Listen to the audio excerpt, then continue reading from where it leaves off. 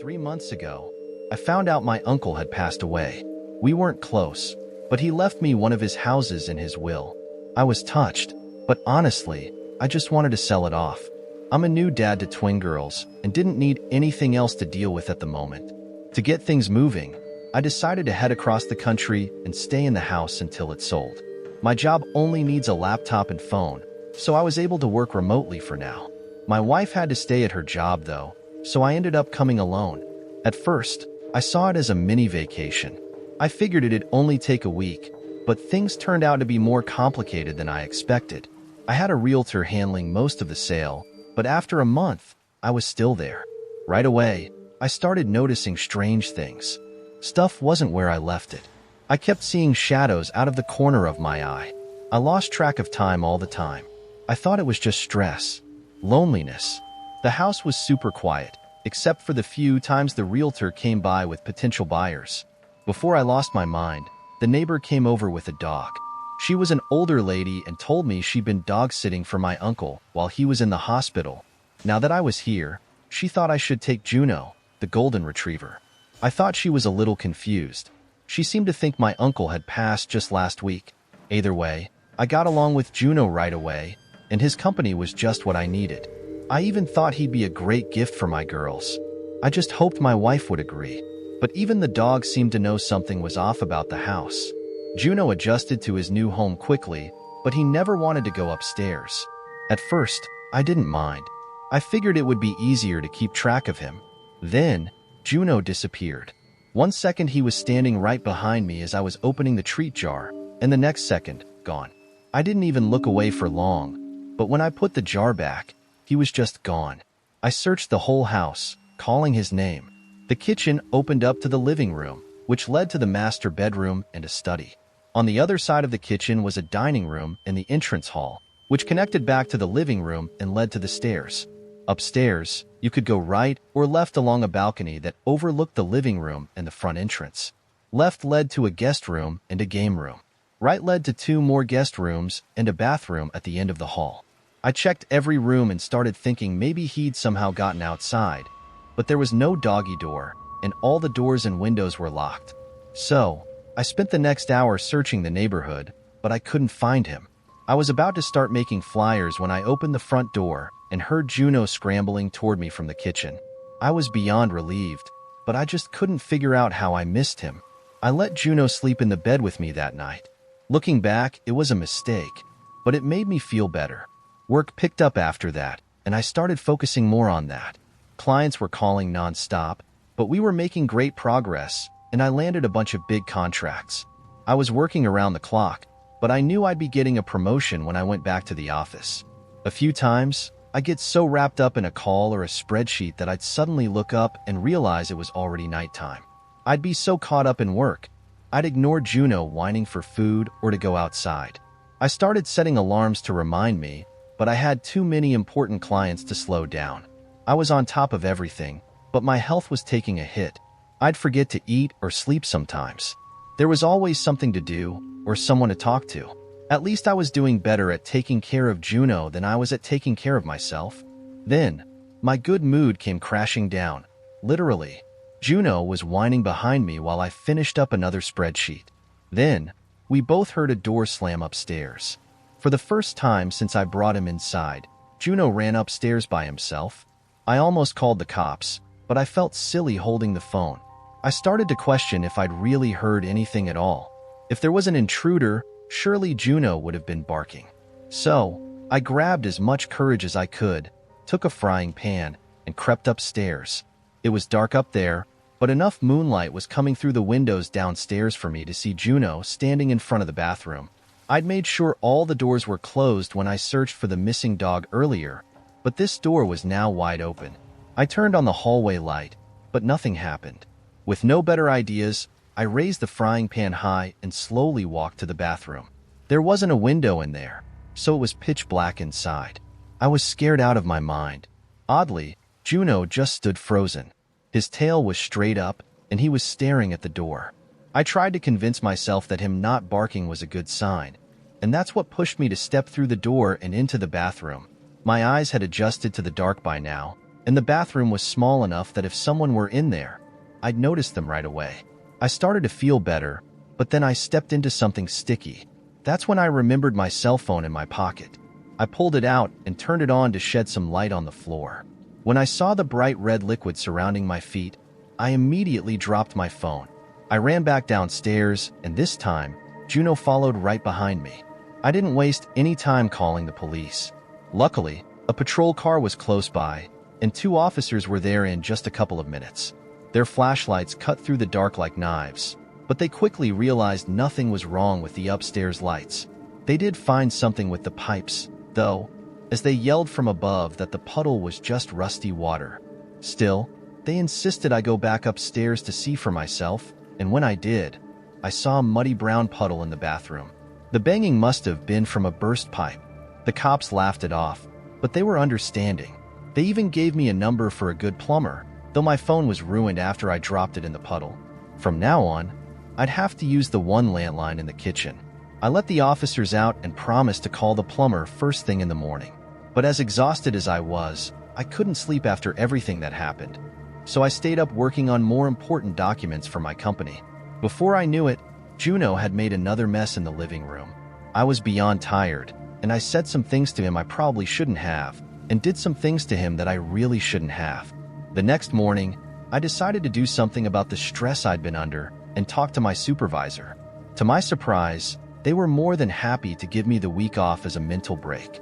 Just like that, all my work was taken off my plate. With nothing else to focus on, I tried to give Juno some attention. I played with him, fed him a bunch of treats, and tried to make up for how I'd neglected him. Then, I found the first message. I hadn't noticed it earlier since I'd been avoiding the second floor, but I realized I hadn't actually called the plumber yet. Before I did, I went upstairs to see if things had gotten any worse. The moment I stepped upstairs, I saw the message written in red on the hallway wall. It said, "Losing your mind?" For a second, I thought I was. I was terrified, thinking someone had snuck into the house while I was there, probably while I was asleep. I won't go into everything I said or did after that. It's safe to say I wasn't any braver than I had been after the banging. Eventually, I unlocked my bedroom door and made my way to the kitchen, with Juno leading the way.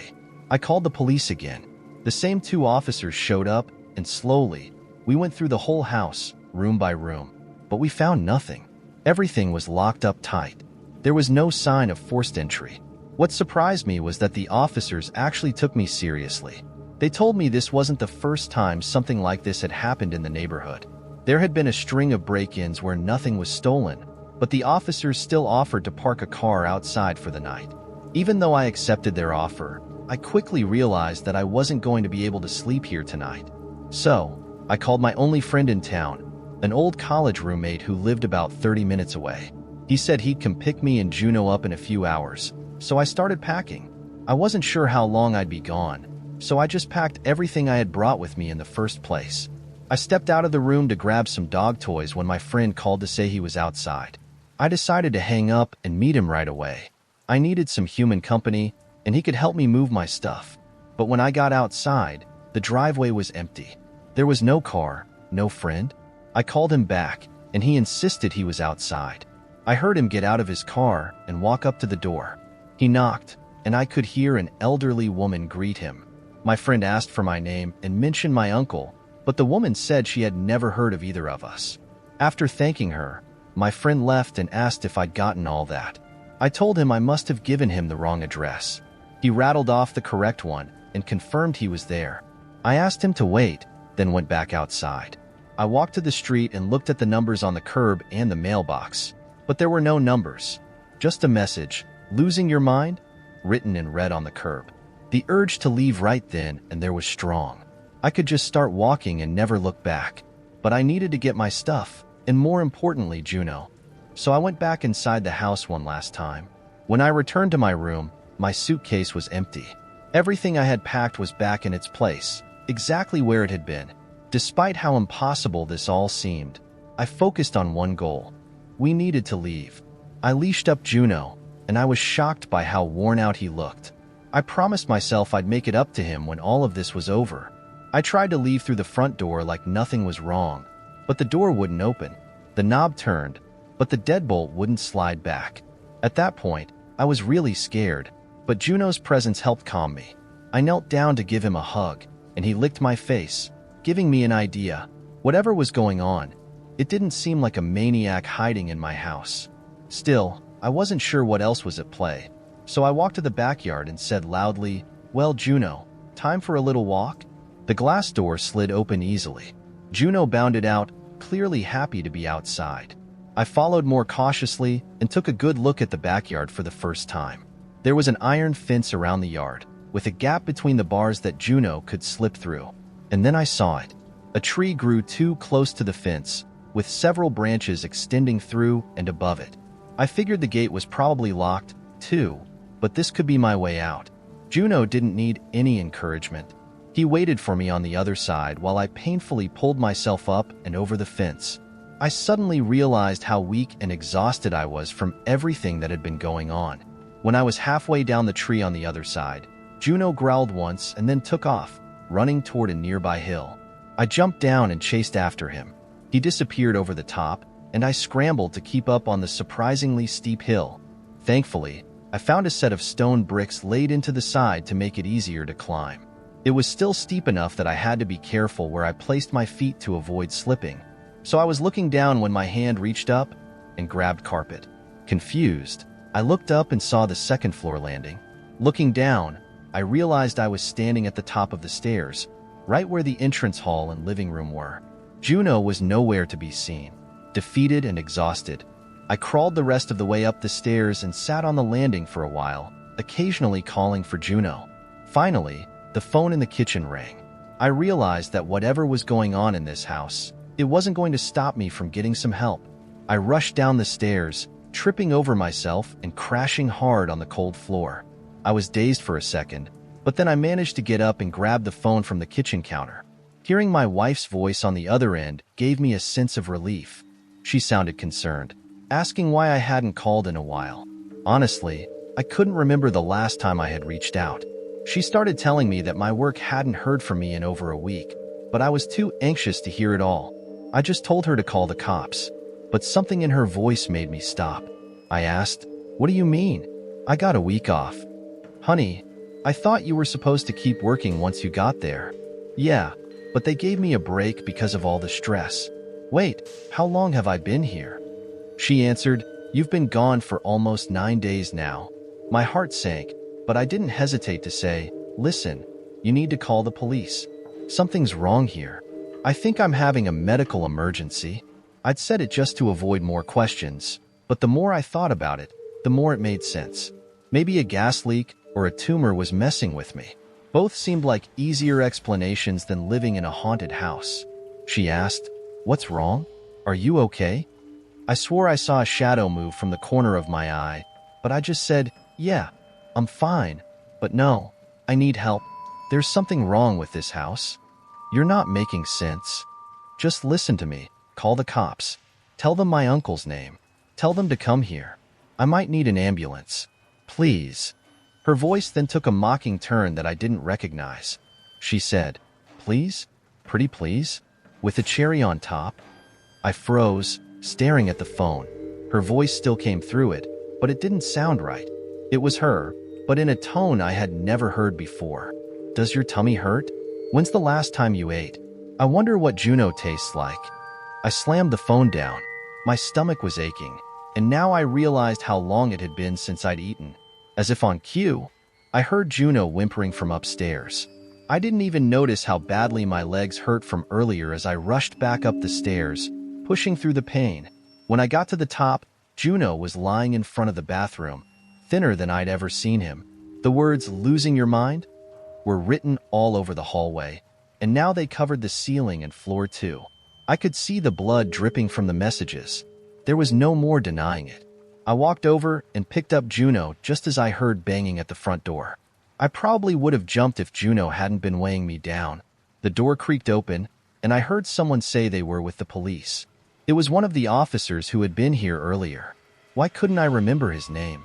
After calling out that I was upstairs, I turned around with Juno in my arms and found the hallway stretched out before me, longer than it should have been. Even though Juno looked so thin, he felt heavier than ever. I knew this had to be some kind of trick to keep me from reaching the officer. I figured I must have really been talking to my wife. She had to have called the police, and the ghost had just messed with the last part of the call. So I started walking back toward the stairs, shuffling as fast as I could, shouting the whole way. Then I heard a voice answer the officer's call. It was a woman's voice, my wife's voice. I heard her say, "I'm sorry, my husband isn't feeling well. He's resting in the bedroom. Can I help you?" I screamed as loud as I could, hoping someone would hear me, but it didn't work. The officer said, "I'd still like to check on him." "Sure, come in. He's right through here." It felt like something out of a nightmare. I was sweating like crazy, and it felt like every step I took was getting me nowhere. I tried to hurry, but the hallway just kept stretching farther. Then, I heard a man scream from downstairs. Suddenly, the hallway snapped back, and I found myself back at the top of the stairs. I couldn't stop my momentum. I fell down the stairs, landing hard, right on top of Juno. He yelped in pain, but at least he was still alive. I looked down and saw a thick trail of blood curving around the corner and under my bedroom door. There was still a shadow under the door. I slowly crawled to the kitchen and grabbed my frying pan before heading back to the bedroom door, trying to stay as quiet as possible. I kept my eyes on the moving shadows, nervously. Whatever was in there had already killed a man. It could easily do the same to me. But if it could do that, then maybe it could be hurt too. I raised the frying pan and started to turn the handle. But before I could make any real progress, the door flew open by itself, and something spun around to face me. I swung the frying pan down. It was the officer. He stood there, a frozen smile on his face. We both looked down at the knife stuck in his chest. My hand was still wrapped around the handle. He collapsed to the side, and I fell back, sitting hard on the now empty floor. I was sure I had grabbed the frying pan, but now I remembered going to the kitchen and picking up the knife. I honestly wondered if I was losing my mind. I looked down and saw the knife back in my hand. I dropped it immediately and crawled over to check on Juno. He wasn't moving. I rested my head on his side and was devastated to feel that he was still warm but no longer breathing. I didn't know what to do, so I just did nothing. I stayed like that for a long time. Eventually, I somehow made my way to the living room couch. I just waited there until nightfall, then fell asleep on the couch. When I woke up, I waited some more. I wasn't sure what I was waiting for, but nothing bad was happening to me right then, so I wasn't in any rush to change that. But Juno and the officer were still there. I needed to do something. My stomach growled as I finally got up. That was the other problem with just sitting there. I found a shovel in an outdoor closet on the porch. Digging the hole took a lot of energy, so I decided to just bury Juno for now. I'd get to the officer later, after I had something to eat. I carried Juno outside. His fur was still warm. It felt hard to believe he was really gone, but his big brown eyes didn't show any life. I carefully laid him down in the hole and began to cover him up. After a while, I made my way to the kitchen and raided the pantry. The house was completely silent except for the sound of me rummaging around. Whenever I stopped moving, it felt like the silence was absolute. I wondered if the ghosts had just been trying to push me to become a killer. Now that their goals seemed to be met, maybe they'd leave me alone for a while. Just when I was starving and didn't need any more distractions, I opened a box of cereal and grabbed a handful. But then I paused right before bringing it to my lips. How could I be sure I was actually eating what I thought it was? What if I had just opened a box of rat poison? I still didn't know what these ghosts were capable of.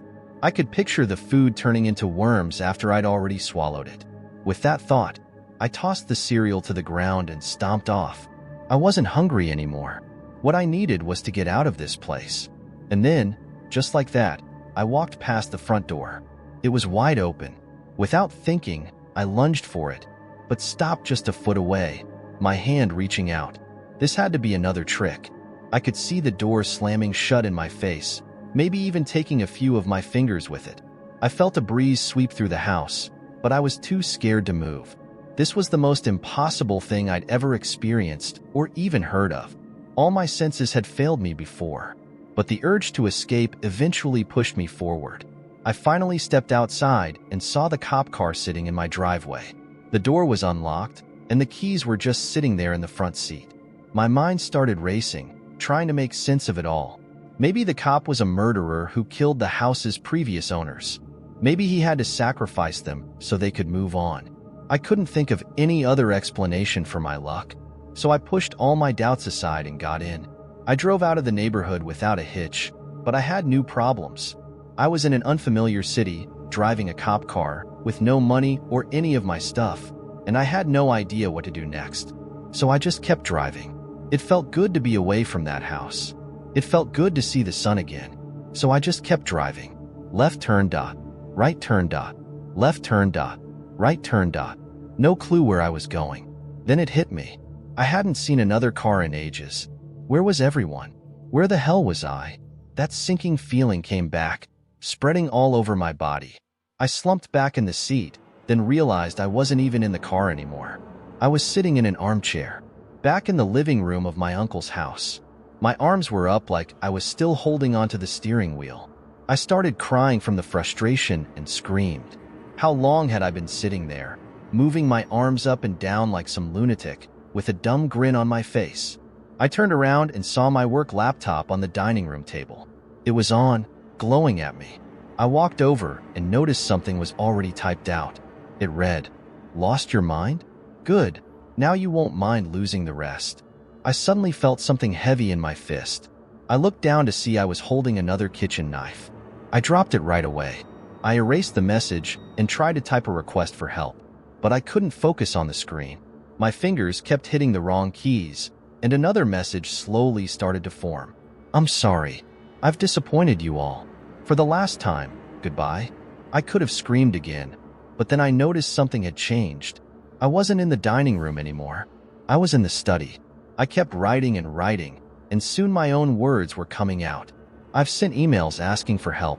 I've posted on the local police department's Facebook page, begging for assistance. I've tried to keep writing, no matter what. This is my latest attempt to hold on to my sanity. Every time I've tried to take a break, I find myself in a new room, with new horrors coming at me. When I opened the study door, I was greeted by a hellish landscape and almost stepped right into lava. I couldn't tell if it was all just an illusion, but I didn't even want to risk seeing my feet burn. So I slammed the door shut and went back to writing. I'm not even sure this is all because of ghosts anymore. I've been thinking a lot lately, and the truth is, I have no idea what's going on. As I've gone over everything that's happened, I realized I can't remember my uncle's name, or what he even looked like. I'm starting to wonder if I ever even had an uncle. I'm trying to think hard about how I ended up here. Did I fly? Drive? I can't remember. Have I always been here?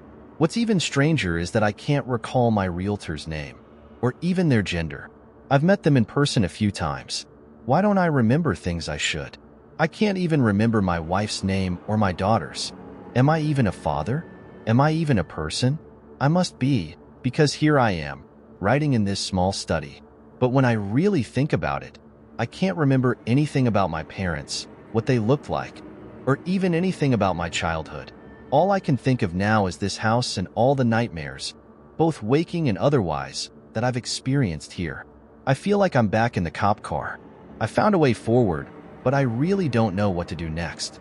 This isn't how life's supposed to be, and I'm getting more and more tired.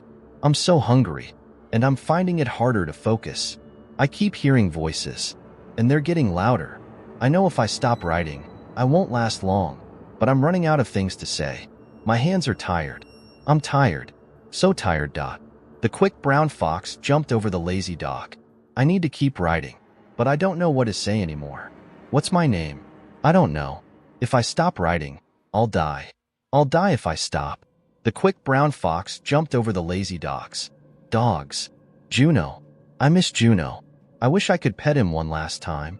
But was he ever real? Is anything real? I'm so tired. So hungry. I need to focus.